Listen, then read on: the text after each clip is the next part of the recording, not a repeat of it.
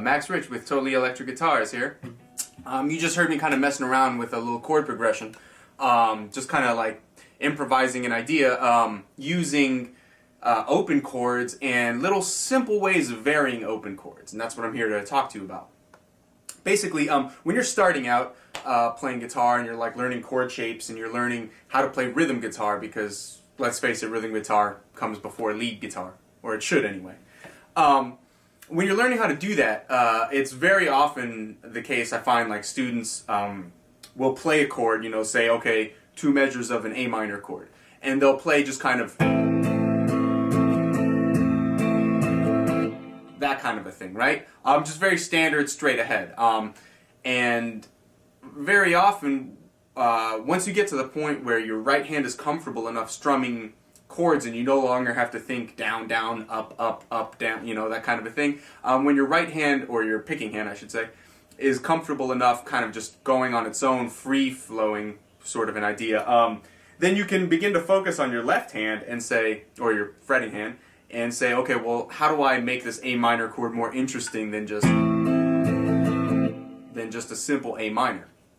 And the easiest solution is to really, when you're beginning out, is to play with other notes that are part of the chord, or can be used as just like little, not quite melodies, but little colors that you add to an A minor chord. So I'll give you just a simple example. If you take an A minor chord and you take your first finger off, you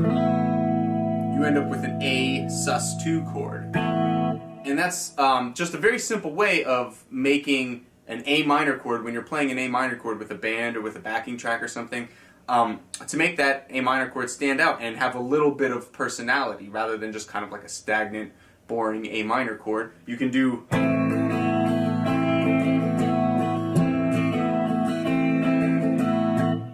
And at the same time, you know, like you're playing that A minor tonality, that A minor sound, but you're including a little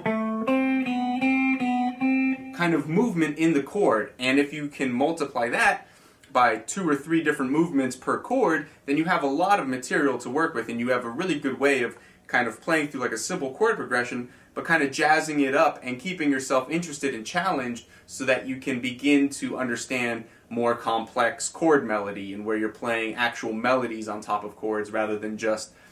messing around with a few finger changes. But what I'm going to show you today is I'm going to show you how to vary some of the like most standard open chord shapes using this idea of taking a finger off or adding a finger or changing a note just slightly. And then we're going to put that into context using like the bit of the chord changes from House of the Rising Sun. So make sure you got your chord shapes, you know, your standard like A minor, C major, D major, F major, E major, these kinds of shapes. Make sure that you can understand how those shapes work, and if you don't really have a good basis for that, you should jump back and check out some lessons I did on major and minor theory and chords so that you can kind of get up to speed. But for those of you out there who are up to speed and who are aware of what these chords are and how to play them, but are just not sure how to take them to the next level, well then follow me, because I'm about to show you how.